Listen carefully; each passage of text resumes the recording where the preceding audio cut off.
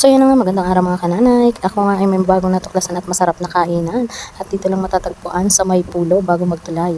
Akalain mo, ang sasarap ng pagkain nila dito at talaga namang napakalinis pa ng area. Kaya naman kung ako sa'yo, sa mga hindi pa nakakaalam, puntahan mo na to. Sa halagang 100 pesos mo, talaga namang sulit ang pagkain nila dito. Dito mga makikita yung kanilang area, maliit lang sa harapan, pero pagpasok mo sa loob, talaga namang makahanga-hanga at di makalain na ganun kalaki ang kanilang area. Pwede ka ring mag-park, ayan, diretso ka lang mula pa solo, tumbukin mo lang ang papuntang pulo bago magtulay, makikita mo tong kanilang kainan at talaga namang hindi ka makapaniwala na maraming kumakain dahil naka-underize ang kanilang pagkain at talaga namang binabalik-balikan at napakabait pa nga ng may-ari ng kainan na to. Ayan, shoutout nga pala sa may-ari ng kainan na to. Ayan, at nandyan din yung aking asawa at talaga namang naghanap kami ng kainan ng gabi na yan dahil nga siya ay nagugutom. Sabi ko maghanap kami ng pwede namin kainan at dito nga kami dinala at dito rin kami napatpat sa area na to. Halatang tingnan mo naman kahit may mga tauhan siya, talagang may-ari din mismo ang nagsiserve. Napakabait ng mga tao nila dito guys at hindi ka mahihiyang magsabi sa kanila kung ano yung order mo.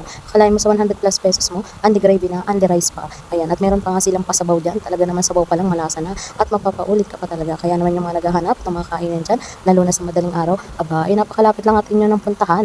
Itong kainan na nandito lang malapit sa may tulay ng Pulo. Ayan, at napakalinis ng area nila dito guys. Talaga naman babalik-balikan mo. Ayan, at anong oras na nga kami natapos kumain yan, ang dami pa rin kumakain.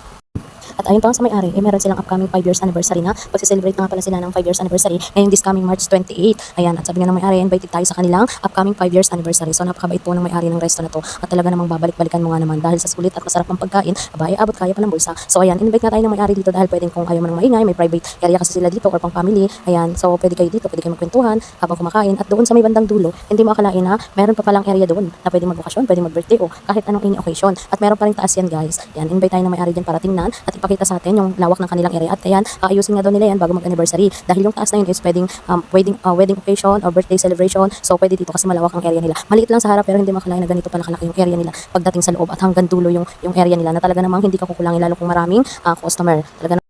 So ayan nga guys, at meron nga pala silang page. Ayan, ang Tapsi Bar Cafe. Maaari nyo po silang i-message at magpa-reserve kung ano man ang okasyon na gusto nyong ganapin. Ayan, thank you so much for watching guys.